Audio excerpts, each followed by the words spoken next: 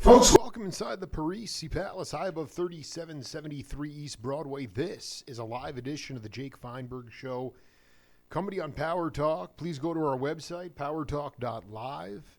Download our free app to your smartphone so you can stream all of our live local programming, including Solomon on Blast, the Jim Parisi Show, and yours truly, the Jake Feinberg Show. We can't thank you enough for making us part of your day today. And as I continue to traverse the musical landscape of our cultural heritage and our musical history, it is always invigorating to connect with cats who were born essentially part of my generation, maybe a little bit older than me, but they are clearly bringing an attitude and a vibe and an urgency to the bandstand that a lot of younger generations need to focus on because, let's face it, I mean, the vibe, just like the amp is half the guitar sound, or the sound of your guitar, the vibe is equally half the, the music could be great, but if it's a formula trip and it's completely sterile, you're going to wind up staring at the wall. And this guy tends to blend, a little bit of wry humor,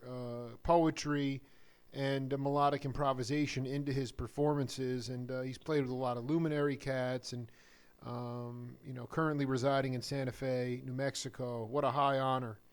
Jon Graboff, welcome to the Jake Feinberg Show. Well, that was some introduction. Yeah, you sure you're reading my bio? That was just off the top of my head. But by the way, I just want to be clear. Is it Graboff? Yes, that's correct. Okay, good.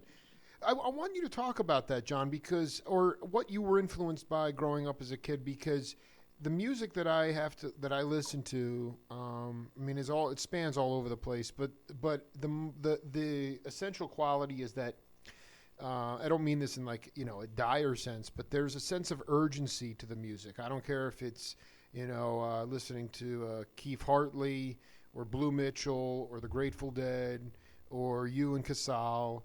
There's a burning quality to the music. There's a sense of urgency. And what I see a lot now today is people really pretty obsessed with, kind of a formula trip, not wanting to make mistakes, not really realizing there are no mistakes. And I kind of wanted to know who were the guys that you got off on when you were just coming up, that were taking chances, were unafraid, and would go there. Well, excuse me, it's kind of an interesting thing. It's something I've actually thought about quite a bit, and I've had conversations with various musicians about pretty much what you're talking about. And it kind of occurred to me that even if you go down in a ball of flames, you're somewhat forgiven because you were actually going for something. Exactly. And that's a palpable thing when people watch that. And the thing that's great about that whole audience participation on this kind of a subliminal level and the artist's intent is that everybody feels emotionally invested in it to a certain degree. If people are paying attention, they see that you're really kind of going for something. If you look like you have to paint yourself into a corner or go down in a ball of flames, everybody's sort of at the end of their seats, and when you pull it out the last minute, everybody feels elated. And that's the beautiful thing about live performances in particular. If you do it right, as far as I'm concerned, you involve the audience in an emotional level that's mutually gratifying.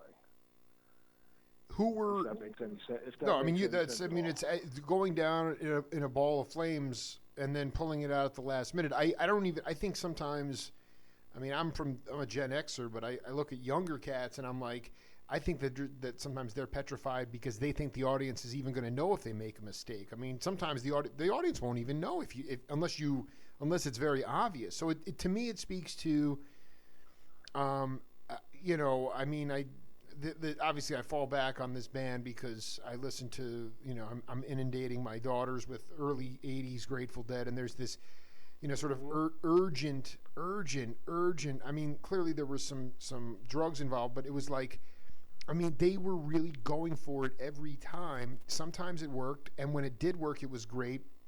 And their fans allowed them.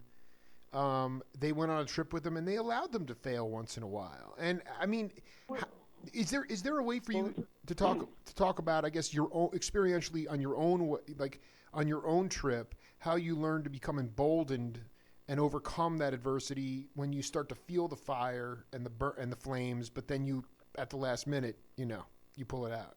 Well, I'll be perfectly honest. I went through, you know, early on, I went through exactly what you were describing. That's that fear of failure thing, the fear of making a mistake, the fear of showing that you don't know everything about what you're trying to do, and you know, I kind of grew out of that and I'm not exactly sure what the turning point was,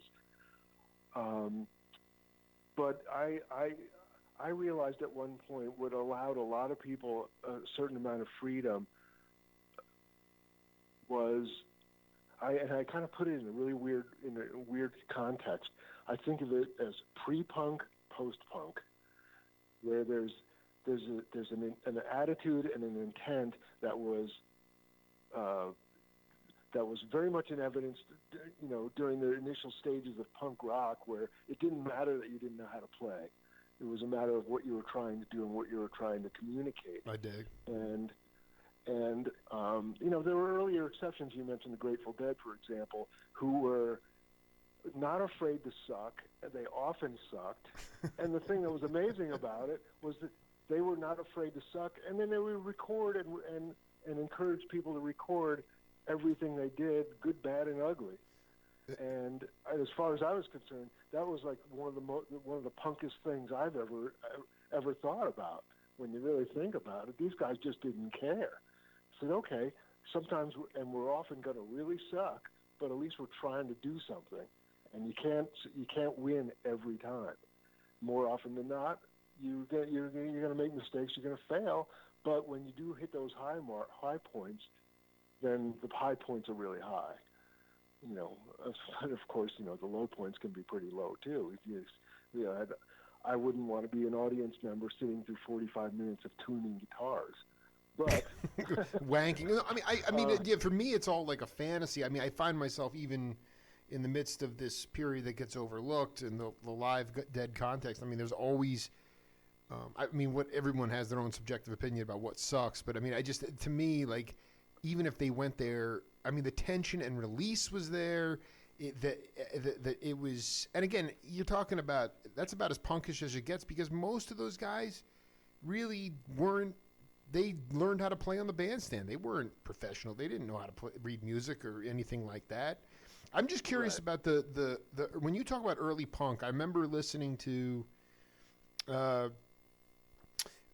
interview back when everything was not interconnected. I mean, Jerry Garcia Band went on a winter tour to promote their album Cats Down Under the Stars, and they were at a local radio station in Binghamton, New York, and Khan and Garcia were, but like the guy asked them what music they liked today, and they were both talking about punk music, because there was this passion. The guys were really passionate about it, and they were really willing to go there.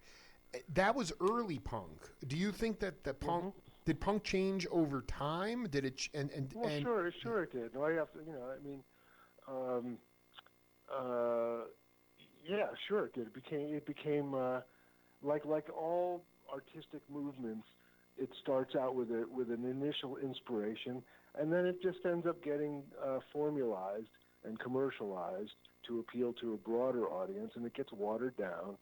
And you know, I mean, there was a particular band that was inducted to the Rock and Roll Hall of Fame like 2 years ago, and I was like scratching my head, going, "What?" I mean, this was punk music for the Walmart crowd. Yeah, right. I dig. You know, I mean, so as I said, you know, it's the early stuff, no matter what the genre is. It's the early stuff that's always the most vibrant and the most cutting edge. We over time we fail to recognize its moment in time and why it was so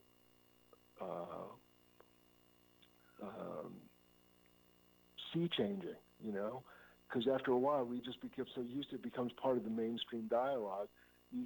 Sometimes you have to go back and remember what was going on at that time that this was a reaction to, and then you kind of understand. If you listen to a real oldie station, and you listen to stuff that was really big on the radio in 1961, and then listen to "I Saw Her Standing There" by the Beatles, and you understand its moment in time, Right. and what that was a reaction to, and why it was so sea changing. And you can point to those moments in almost every important artistic, whether it be fine art or music or dance or whatever, where there are those pivotal moments. And over time, we just become used to it, and we don't understand why it was so important at that moment. But sometimes it's important to kind of go back and put it in context and then understand why it was so important. One of my favorite, one of my idol musicians who I haven't become friends with, I was talking to him, and I remember saying, what was it about your playing at the moment your recording career really took off that was so much changed the sound of that instrument? And his reaction was really interesting. He said, "Wow, nobody had ever asked me that question before." Really? And I thought, well, because most people don't take the time to kind of understand what was going on at that moment to make that person's playing or whatever, or painting or whatever, so important and so revolutionary. So it was kind of trying to weave back to what you were talking about before. And when I talked about this kind of pre-punk, post-punk attitude, I'll tell you something really funny. I used to play every Monday night in this little tiny club in New York City, and it was a total cover thing, just a local scene, and we would do everything from Merle Haggard to Searchers stuff, British invasion, country stuff, whatever came to mind. And when I first started doing it, this guy that I had met came up to me one time and goes, it's really amazing. You play like you've never heard punk music. And at that moment, I thought that was a compliment. And then years later, I realized that was a total diss. I mean, what he was saying was, you're too careful, you're too cerebral about what you're playing, and what you really need to do is just put your head down and step on the gas and go and hang it out over the edge, and it's way more interesting, way more exciting. But it took me a little while to understand what he was actually saying to me, and how I had totally misinterpreted it at the time, and then came to understand what he was really saying later on. It's funny because I would have totally taken that as when I interviewed David Garibaldi, the drummer from Tower of Power, he would just, if someone came up to him after a show and said, "Boy, you sounded just like so-and-so," he's like, I'd want to slit my wrists. I mean, all those guys wanted to have their own, now that was individual sound as opposed to a genre of music, but did you feel like you were really singing your truth at that time, or looking back, do you feel like you were playing? Do you feel like you were playing it safe? Well, when you kind of crawl up your own butt, to a certain extent, you lose perspective. And I think at that time, I thought I was being, I thought I was being really soulful about it. And then I realized later on that, no, actually what I was really doing was I was just trying to be as tasteful and appropriate as possible at all moments. And I've come to realize later on that can be really boring to listen to when everything is just right. I wind up, no, it's either that or there's nothing worse than like that, or going to see some person put on like some sort of chops expedition, but there's no good feel, and you just wind up falling asleep or staring at the wall. People. Well, yeah. I mean, I've always had this. I've always had this saying that there's nothing more boring than a well-rehearsed band, and I really believe that to be I true. dig, man. I mean, it's like when you're just regurgitating stuff you've gone over a million times, it feels that way. It sounds that way. And the real magic is, and this is what jazz guys have always said about, know your instrument so well that you can forget about all that stuff when you're actually playing, but you have the technique and the knowledge to pull off an idea that comes to you at that moment. And that's sort of where it's sort of at. Let's face it. It's like, and the simple fact about chops is that there's always going to be somebody around the corner who's just going to blow your doors off from a chops point of view. But what's really more important is the context of what you're doing and the content. And if you have the knowledge to pull off any idea that comes to your head, great. But sometimes, and more often than not, I have found that playing along with some song you've never heard before. I find this in recording a lot. If you just play along with some song you don't know very well, you'll undoubtedly play something that you would never have played if you knew the song better. And those are quite often the really good ideas because you're in complete reactive mode as opposed to memory mode, and you're using a totally different part of your brain. I dig. No, I mean, that's when Miles, when I interviewed McLaughlin, he said, Miles went up to him at Bitches Brew and said, play the guitar like you don't know how to play the guitar. And it worked absolutely perfectly. It took him out of his original mindset, and he was in a completely reactive mode, and he crushed it. I guess my question is, in the post-punk, I just want to put a button on this. Like, what came of it?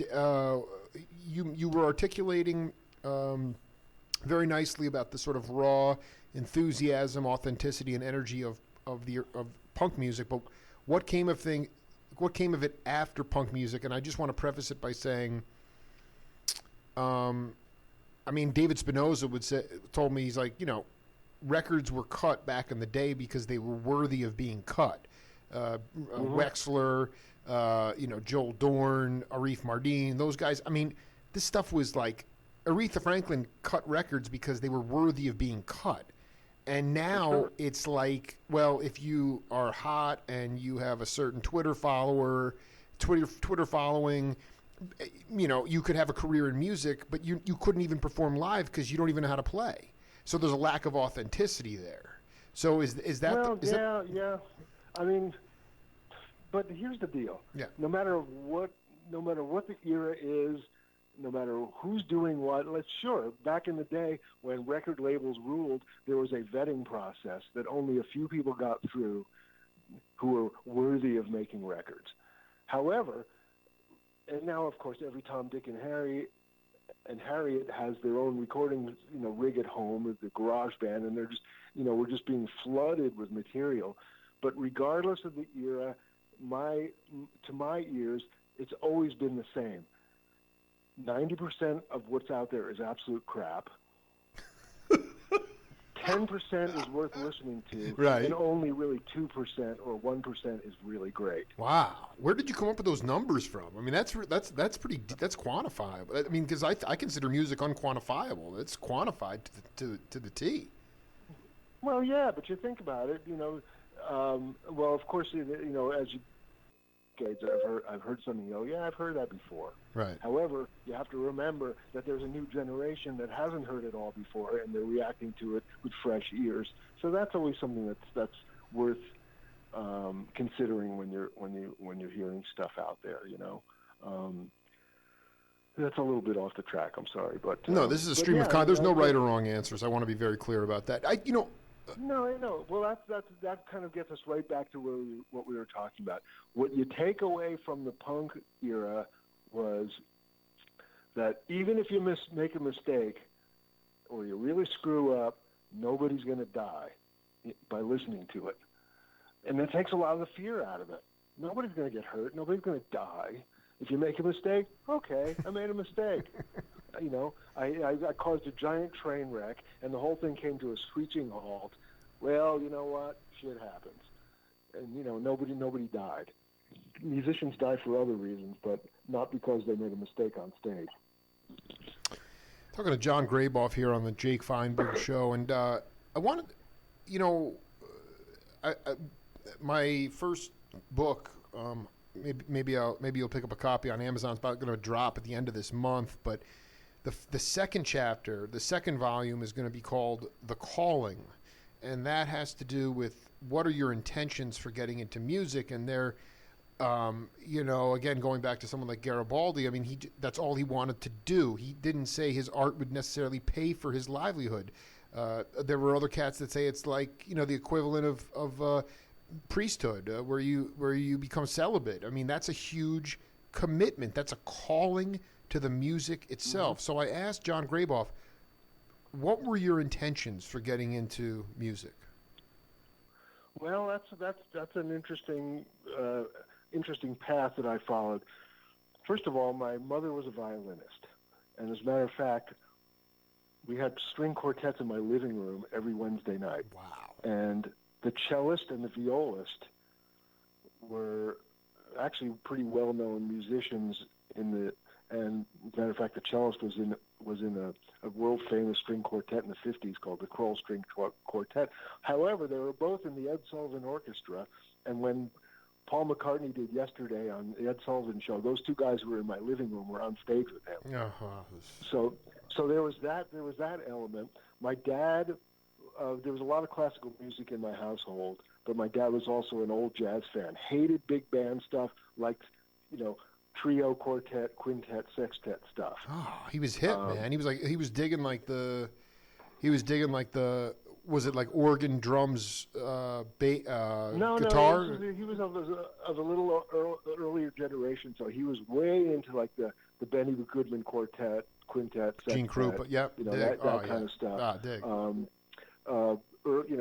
He had unfortunately he lost it, but he had a huge 78 collection of early Armstrong stuff. I mean, he was a real student of that early jazz stuff, and didn't really like the big band stuff because he thought of it as being corporate crap. It didn't have any grease to it. But also he had Big Bill Broonzy records in the house and stuff like that. So there was a very wide range of music that I was exposed to as a kid. The problem was that my two brothers took up the guitar in particular before I did, and I avoided doing that for a really long time because I wanted to avoid the competitive brother thing. So I actually started playing music much later than most people do. Most people who have been playing for a long time started at 8 or 9 years old. I didn't start playing guitar until I was almost 16 years old. But by then I had left home at that point to play mandolin in the bluegrass band. But I'd only been playing guitar for 6 months a year before that happened. So I really kind of started playing very late. Music was always music is always going through my head almost all the time, and it always did. But for familial, family reasons, I sort of avoided it for a really long time. And then when I got into it pretty deep, and I advanced pretty quickly. I started playing with these older guys. They were starting to play bluegrass music, and they said, well, we don't really need a guitar player. We need a mandolin player. And I said, well, I'll give that a try. And the guy loaned me a mandolin, and I did my first gig on mandolin 2 weeks later. Wow. So I guess I kind of picked it up pretty quick, on a very rudimentary level. It was no... But I think because I was exposed to so many different kinds of music in my house, I wasn't just solely into another, one style of music. However, I am of a certain generations, Beatles and Stones and Beach Boys and stuff like that. Everything else sort of faded to the background, and kind of become like a lot of people, of my generation. That was just okay. This is all I want to listen to. This stuff. This is my generation stuff, and this is what I'm going to listen to. However, down the line, of course, you start reading interviews with musicians you admire, and they talk about the stuff that inspired them. And then, of course, if you're in any way interested and curious, you go back and you find that. And I'll give you a really good example.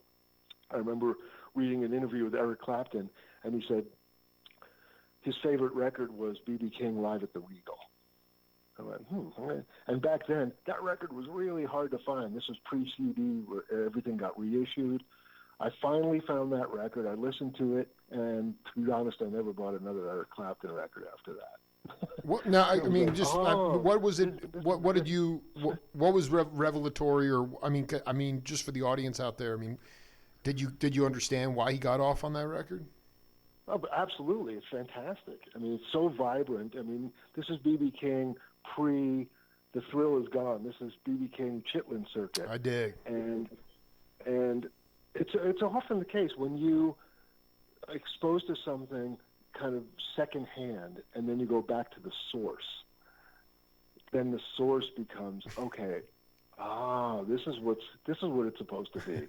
This is their interpretation of that thing. I can totally understand why they're inspired by it because it's fantastic. Right. I mean, you listen to the Yardbirds version of Train Kept It Rolling, and then you listen to the Johnny Burnett Rock and Roll Trio version of it, and the Yardbirds version sort of kind of fades away pretty quick because the early, the original inspiration stuff, it just has that spark. This is a moment in time where time stopped for a moment, and everybody kind of sat and go, "What the hell is that?" And yeah, sure. I mean, it's always really interesting to hear about what people were inspired by, and then go back and listen to it and try to figure out if it doesn't hit you right away, which sometimes it doesn't. So you don't get it right away, but try to understand what it meant to a musician that you admire, and more often than not, you'll go, okay, what you're really doing is your interpretation of that, and sometimes those reinterpretations, if it's really a reinterpretation, not just a regurgitation, can have its own merit. But if it's just regurgitating somebody else's stuff, the original stuff is usually more real and more vibrant and has that spark, I just want to circle back. I mean, clearly there was, brother competition, and I like you, shy away from that stuff. I'm kind of an individualist, and I like to carve my own path, and so I dig that. But I mean, when you first hit the bandstand with the mandolin, and I mean, was it about? Like, the music? Did the music find you? Yes and no, and I'll tell you what happened. There was glam rock back in the early 70s and mid-70s really left me cold. I found that it was, to a certain extent, it was style over substance. Absolutely. And I remember seeing Bowie as Ziggy Stardust with that get-up, and I didn't. And I have to own up to the fact that I came to understanding that how good the music was way later, because I just got turned off by. I'm looking at this guy and go, I can't do that. Right. That's not me. There's no place for me in that. And so I started veering at that moment in my life. I started veering towards the root stuff, the original inspiration stuff, because I didn't feel like I had a home in what was going on at that moment. So I started going into, going back in time, starting to source earlier stuff that were inspiring these people. But I found I got really hooked in it. So when I Chicago blues and then the country blues stuff, and I just thought, wow, this stuff is so great. I could really immerse myself in this forever. So yeah, the music found me to a certain extent, and I had a certain affinity for certain styles over others, but was also trying to appreciate those other styles. Like, for example, I was never going to be a blues musician, because I just all the basically, to be perfectly honest, all the white guys who were doing blues kind of made me feel like they were trying to be something they're not. Mm-hmm. And then going back and listening to once again going back to the original source material, I said, okay, this is the real stuff. This is the wellspring of this style of music, and there were so many different so many different styles within a genre. And this is because there wasn't mass communication back then. So everybody coming up back in the 20s, 40s, 50s, there was a regional aspect to it, or even a specific town sound. You know, New Orleans had its sound. The Mississippi Delta had its sound. Chicago had its sound. Philadelphia had it. You know what I'm talking about? I mean, most of my show has been dedicated to regionalism. I totally get it. It's unbelievable. Yeah. And then with that, then it becomes like endlessly fascinating. It's almost like if you're like a wine connoisseur. Yeah, absolutely. You know, I dig that. I can really enjoy this bottle of wine from the south side of the hill, but the west side of the hill is really different, and it's got a complete different character. And you're within an acre and a half of each other. And it's the same thing with music, especially back then. You could go 8 miles down the road, and that guy sounds totally different than the guy over here. And so, yeah, you can really go down that rabbit hole pretty quick and get completely immersed and immerse yourself in that, that thing, I just wonder, I don't have the audio queued up, but a dear friend of yours and a big supporter of me, Neil Casal, he told me in our second interview about literally stealing ramen noodles out of a gas station at Ann Arbor, Michigan, living in a freezing barn while all of his peers went to college at Ann Arbor. He was in a rock band, and it never dawned on him until 15 years later that's how badly he wanted to do music. I mean, here's a guy living in a barn, stealing food out of a total station, and all his peers are conforming to what supposedly society says you should do. Is there a Graboff? Is that what I'm saying is that's the calling for me. To me, that's the calling, and that's the. Well, when I was playing in this when I started playing mandolin in this bluegrass band when I was 15, and then when I was 16, I ended up with this band in San Francisco, and we were not a great band. We didn't play very much. I was 16 years old, so I couldn't really do anything.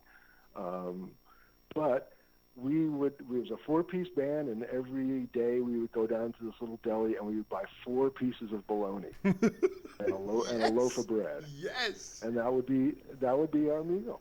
That was our daily dinner. Yeah, sure. So I totally get that. I didn't think of it at the time that, wow, I want to do this so badly. I'm willing to eat a single slice of bologna on 2 pieces of bread, and that would be my only meal of the day. Never thought of it. It never occurred to me that I was doing something that was like abnormal or. And the amazing thing about it, in retrospect, is that my folks let me do it. Well, absolutely. It was. What year was that? I mean, my dad was an artist, and my mother was a school teacher and a musician. So they totally encouraged me to do this kind of thing. And I look back on it and go, wow, that was pretty bold. This was in '72 when I was playing in this band. That is so badass. Just for the record, I was birthed in '78, but I mean, this is unbelievable. You were in San Francisco in 1972. That is. I mean, were you? Well, we have a game on this program called Name That Voice. I don't necessarily expect you to get name of the voice, but pay attention to the content, and then we'll come back and break it down.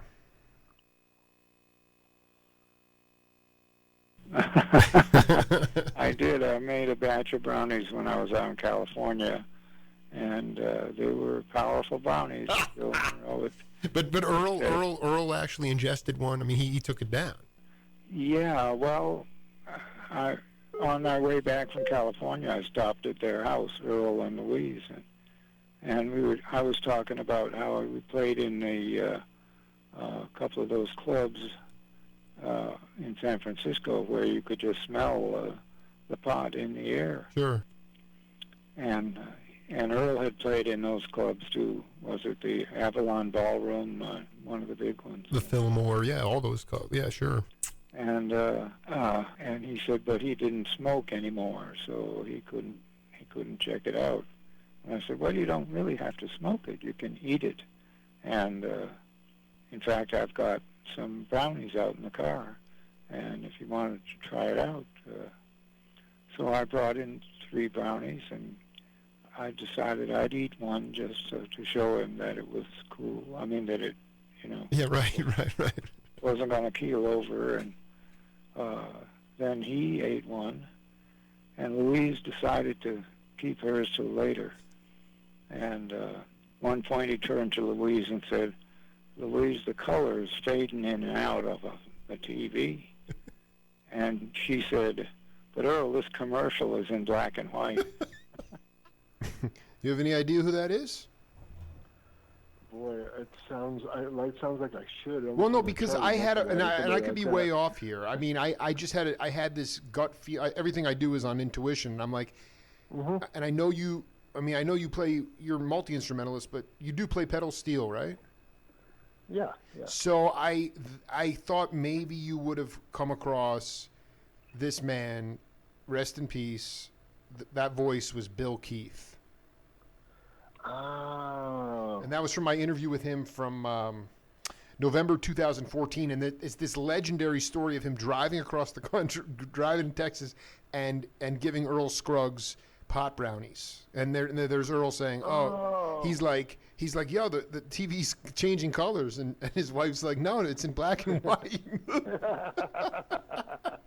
And it's like, that my did you have, were you somebody, you strike me, the mandolin is a good example where you're kind of a street scholar. I mean, you listen to some records, you go back to the source material, original source, and then you kind of work it out.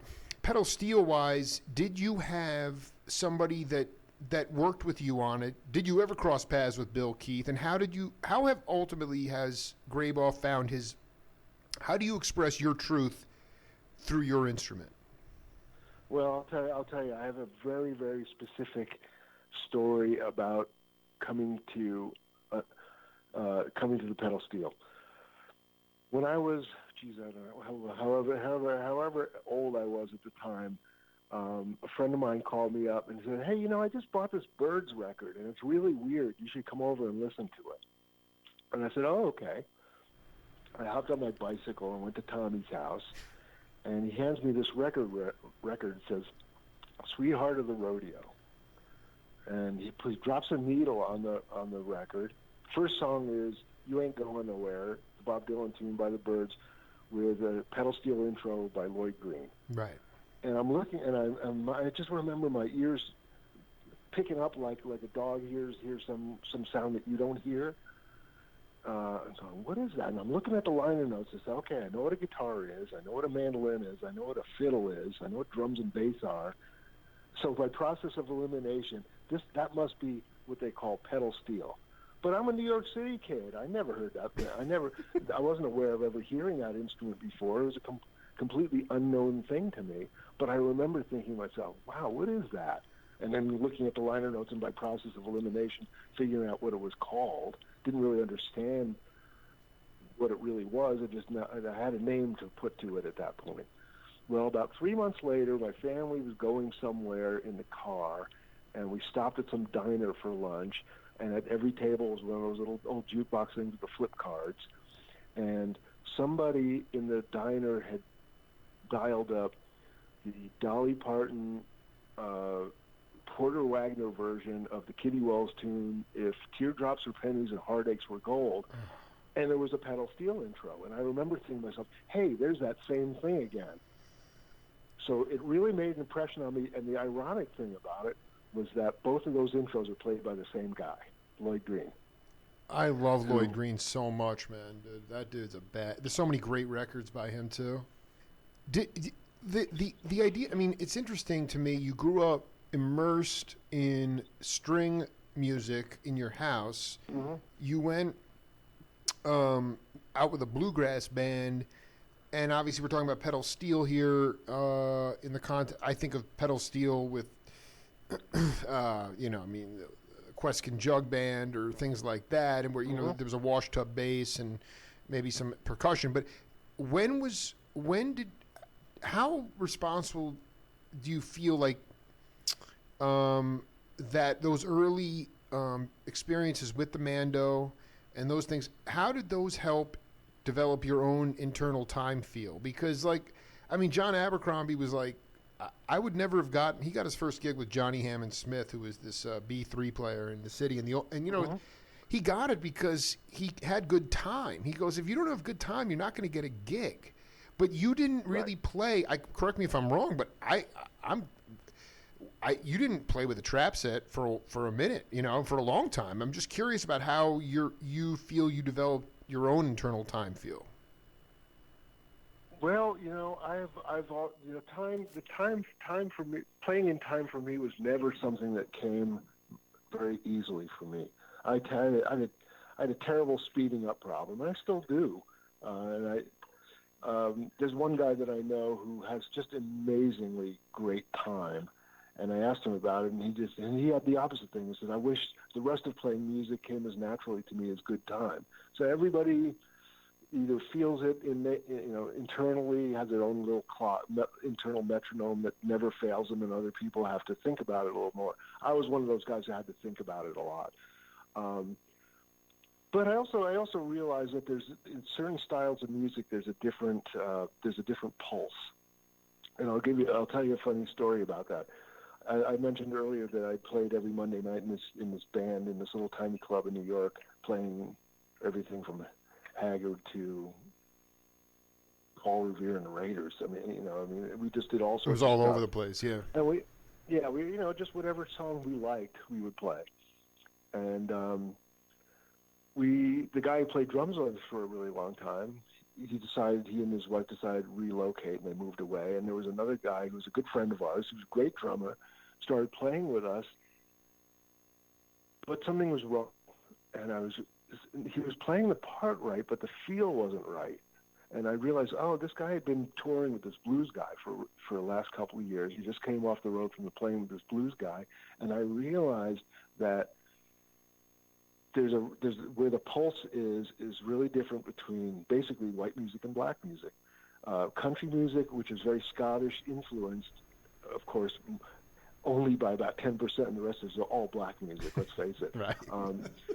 But the pulse is really on 1 and 3, and in stuff that's more African American, it's really what they call the backbeats, 2 and 4. That's right. You're right. So what happens is if you're playing country music, but with that very, very subtle pulse on 2 and 4, you can be playing the part right, but it doesn't feel right. It feels 180 degrees out of sync because it is. And it's a really, really subtle thing. But you know it when you hear it. Some drummers just have that sense where they know exactly where the pulse is. So for like country music, which is Scott, if you think about like bagpipe music, 1, 2, 2, there's one, the accents forward leaning on the downbeat, where R&B stuff is 180 degrees backwards from it. It's kind of on the backside of 2 and 4 as opposed to the front side of 1 and 3. Mm-hmm, that's right. I don't know if any of this makes any sense. No, I mean, dude, my show has become about rhythm. To me, rhythm is love. This is, so, I mean, you can go as deep in the weeds as you want, but, I mean, did you, when was the first time you played with a trap drummer? Well, I played in rock and roll junior high school band, so we had the full deal. I'm talking like after the mandolin experience, like when you actually be kind of you were singing for your supper.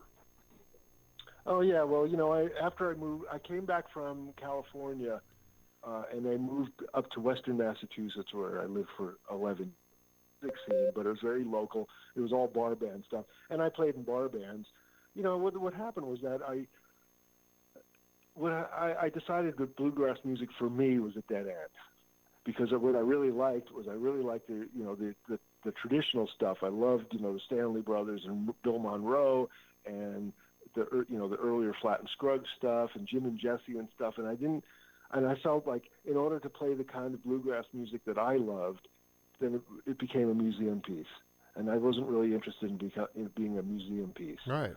So I sold my mandolin. I bought an electric guitar, bought a Telecaster, and I just started playing in bands.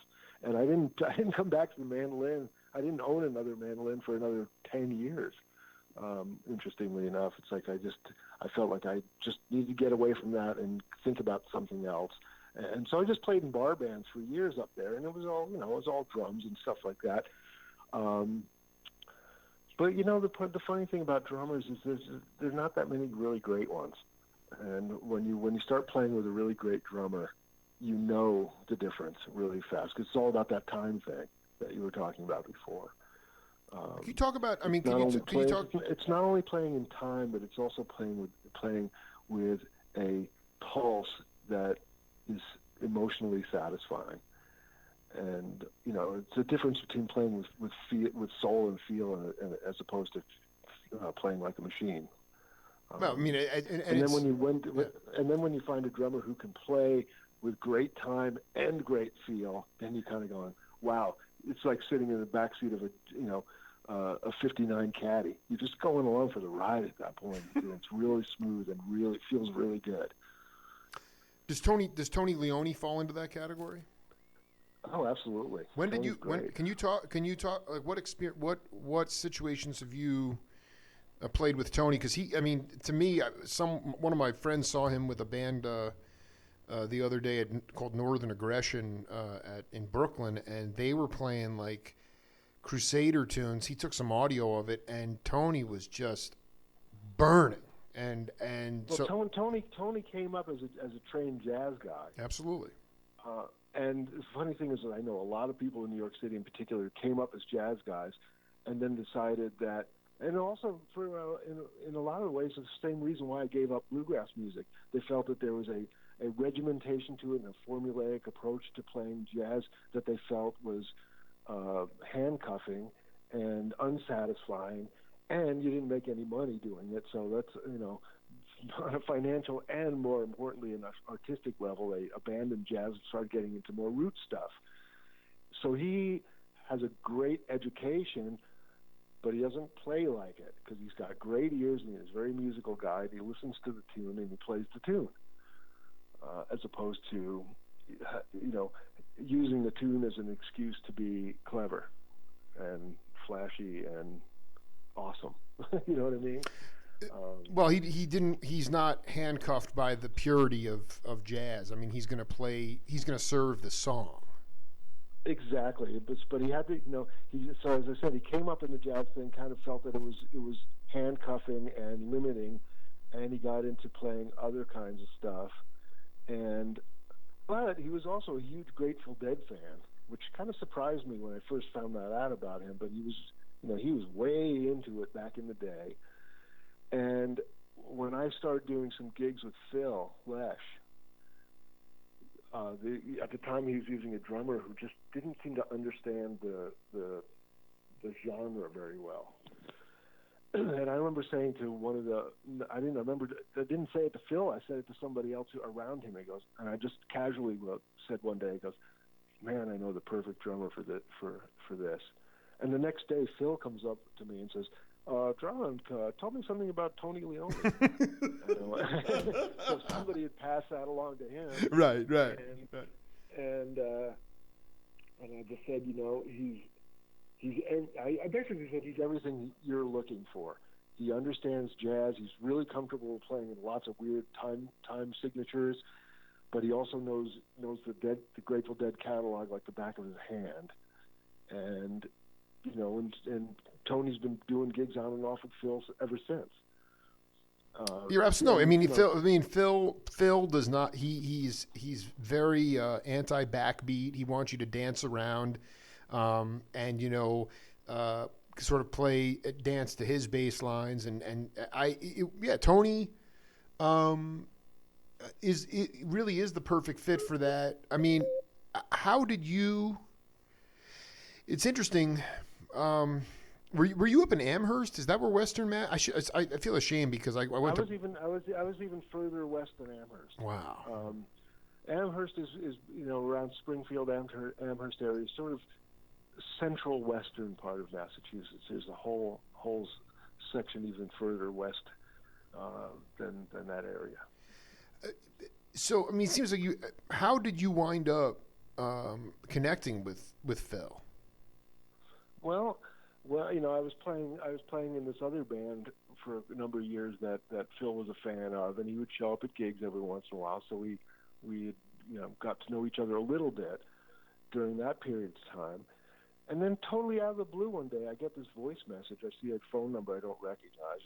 I hit the message thing on my phone, and it says, "Hey, John, this is Phil Lesh from the Grateful Dead." If I need the qualifying statement. Right. And he says, I just opened this place up in Marin County, and we're starting to do music, and I'd really like to talk to you about coming out and playing some music. I went, wow. And I called him back is such a classic. And he just opened Terrapin up in San Rafael. Yeah. And he says, we're kind of feeling our way through this at the moment, but basically the idea is we have the big, the great room, which is the larger, more staged, so to speak, performance. But we also do like little breakdown things in the bar area, and on the patio on the weekends for brunch and stuff like that. And so I'm not really quite sure what we're going to do, but I'd like you to come out and be part of it. And the amazing thing, this is. So I had played with Phil a couple times when he sat in with his other band I played in. Was it Ryan Adams? And yeah. Okay. And but he asked me to come out for 3 weeks. I mean, which I thought was an incredible leap of faith. We'd never really worked together to any extent. Right. And not only is he inviting me to come out for 3 weeks, but they're putting me up and they're paying me well. And I just thought, wow, that's a real leap of faith. And I really appreciate that aspect of it. The problem was I was on tour at the moment, actually with Tony Leone and a couple other friends of ours, backing up Shooter Jennings. We were on the road, and I went to Shooter and I said, "Hey man, I got this offer to do this thing, and I really feel like I can't pass it up. And if you're interested, I've already lined up a replacement for me, a really good player that I know. So I'm not, wouldn't be leaving you totally in the lurch, but I gotta go." And he was so totally cool about it. And Shooter and I just saw him the other night. We were still pals and stuff, and didn't burn any bridges because I did it the right way. I really did line somebody up, and so if he wanted to bring this person in, this guy was ready to go. So you appreciated that. So I ended up like leaving this tour in midstream and flying out of Roswell, New Mexico, right to San Francisco, and totally found myself immersed in that world, which required total immersion, because I'll tell you something, at that time, Phil was doing Thursday, Friday, Saturday, Sunday in the Great Room, which basically meant that you never repeated a song.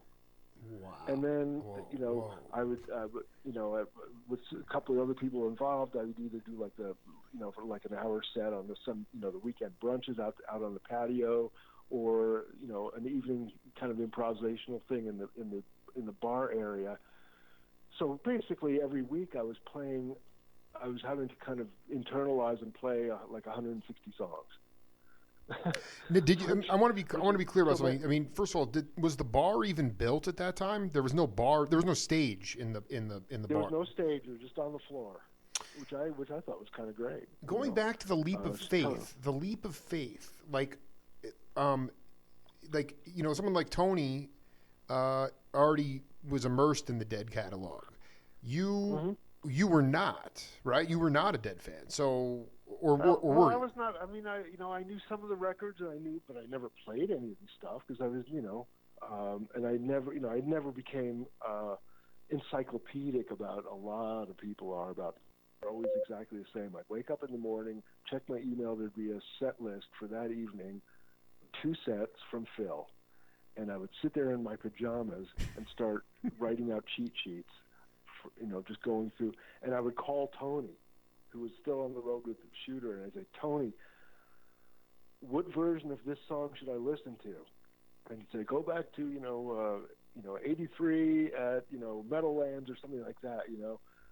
I love it. So Tony was my total go-to guy for, okay, what should I what version, and even still, I get kind of fouled up. We were playing one song one night, and I started playing, and Phil kind of waves everybody. He goes, we're in G, not in E. And I said, I thought it was in G. He goes, oh, we haven't played it in G since 1977. that was the show you were, yeah, right. 1977. So even if you think you know the stuff, things changed over time. Keys would change, arrangements would change to a certain extent. So my days were always exactly the same. I'd wake up, email with a set list, start writing charts in my pajamas, look at my watch, going, okay, I got to jump in the shower and head over to the club for the rehearsal, because we basically run the set, have a dinner break, and do the show, and then the next day it would start all over again. I want to be. Yeah, go ahead, please continue. I was going to say the thing that was kind of cool about it was that it occurred to me that I hadn't been all about playing music 24/7 since I was like 17 years old. Because when you become an adult, real life starts intervening. You got to take the garbage out, you got to feed the cat, you got to do this, you got to do that. Well, all I was doing every day was playing music, and I just thought, wow, I haven't really had a chance to do this since I was 17, and it's actually pretty great. It was almost like going to summer camp. It was like, okay, this is what I'm doing now, and real life takes a back seat for a couple of weeks, and hey, this is kind of cool. It's one of the coolest stories I've ever heard. Adam McDougall told me in our interview that he worked out the songs just like you said. He got the set list, he's working it out, and he comes in and Phil's like, no. We're not playing them like that. We're playing them totally differently. Right. Did he switch it up on you right away? I mean, I guess that's what I'm saying is, like, you talk about being in that reactive state. Is that the magic, aside from Phil's just placement of his notes, is the magic of Phil just the idea that you're always, because of the unpredictability, it's always a reactive mode of music?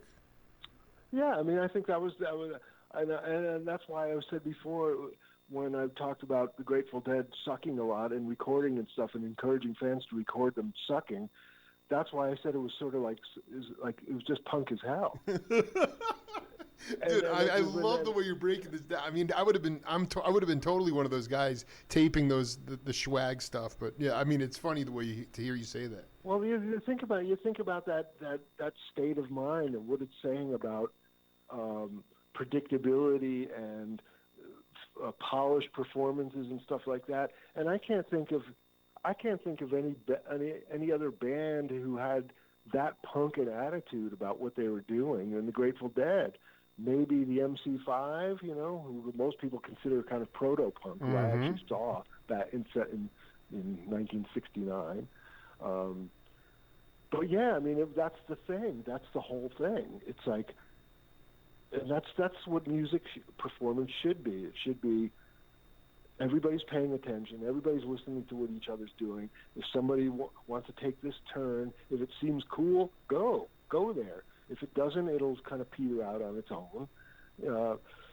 And Phil totally embodies that entire attitude, which is something that I really appreciated and I thought was great. And I thought he really loved what I was doing, because he would play something and I would respond to it. And I remember hearing him do something and then kind of responding to it, and I'd look back and he'd have a big shit-eating grin on his face, because apparently there were a lot of people around who were doing that. I think he's over time found a cadre of musicians who spin his gears, but at the early stages when he was just trying to put this thing together and trying all sorts of different people. But interestingly enough, I remember him saying, Neil Casala done a weekend up there, and he expressed some reservation about Neil feeling that he was being a little tight, and unresponsive. And I just said, listen, Phil, here's something you have to. I don't want to let you down, and sometimes I think that gets in the way of being free and kind of going with the flow a little bit. Give him a little time, to acclimate to this environment, for no other better way of putting it. And I think you'll find him a really rewarding person to have around. And he's been doing gigs with Phil since, on and off since then too. So, I just want to be clear. You dropped there for a second. Phil said that he was tight, and you're like, it's Neil's first time. I mean, it takes him a minute to unwind a little bit. Is that what you said? Well, what I was saying was that Neil and a bunch of other people I can think of were coming in, but they had so much admiration and respect for Phil and the Dead stuff that almost kind of got in the way of them being free, because they didn't want to disappoint him. And when you started thinking about that, then you start thinking about mistakes and, leading, kind of going down the wrong path or something like that. And that's exactly the antithesis to what playing with Phil should be about, if that makes sense. No, it's dude, it's 100%. John, we've been cooking for over an hour here. I feel like I barely got to anything I really wanted to talk to you about. I mean, can we pick up on part 2 pretty soon down the road? Sure, yeah. So let me know when. I mean, this is great. You're just like, I mean, it's like anything else. I mean, my show is dedicated to the unsung. It's like, I really, you were so humble in your responses. Like, why do you want to interview me? Well, we just cooked for an hour, and now now we know why. Oh, well, that's very flattering. But as you can tell, I tend to think about things a lot. And also, I mean, this is one quote. I mean, this one thing that I'll let you marinate on it. Just one question for you, because fans have been flooding my inbox with questions. Is that what is your is there a seminal moment of music that you played with Neil Casal that you can talk about? Wow, there's so many of them. When he was doing, I'd played in the band with him for a long time, but his relationship in that band was complicated because he's a wonderful guitar player, but he's also an artist in his own right, and he had to really kind of balance all that out to make his role in that band work, and that was a real tricky road for him. But when he started working on, I think it was the Roots and Wings record, and he asked me to play on a couple of tunes, and then I just remember sitting in the studio and coming up with this really one part, and I kind of hit this one moment, and he raises his hands with 2 fists up, as kind of like a Rocky at the top of the stairs moment. And then it's kind of at that moment I felt like, okay, we've now it's just him and me, and nobody else, no other big star, nobody you have to kind of be back up to. It's just him and me, and we've completely understood each other on a musical and emotional level at that one moment, and that was a really satisfying thing. Well, yeah, this is the one line from, I know you're in Santa Fe right now, so you're not in the bastion of New York with all the cats, all your boys, but it's Steve Cropper said, a lot of young musicians got the wrong message of life, period. Music may be their precious moment, but there's more to life than just music. You can dwell on. I mean, just dwell on. Listen, we have such a ball, Graboff. Let's just. I'll shoot you a message, and let's do part 2 as soon as possible. It's just such a great hang, dude. Well, thanks. I appreciate that, and I'll let you marinate on this for a while. What I've been doing a lot lately is building furniture. I knew it. I knew that. I see people get obsessed with that. All right, so we'll dive into that as well. But have a great weekend, man, and thank you for going there with me. I appreciate it. Sure. I enjoyed it, and I look forward to part 2. Oh, I dig, man. Have a beautiful day, brother. Peace. Wow. Mind-blowing excursions with Jon Graboff on the Jake Feinberg Show. We'll be right back on the other side. When Liza, she returned again, she found this little note. My name is Margaret, but it ain't J.D. You must think I own a railroad company. You may have no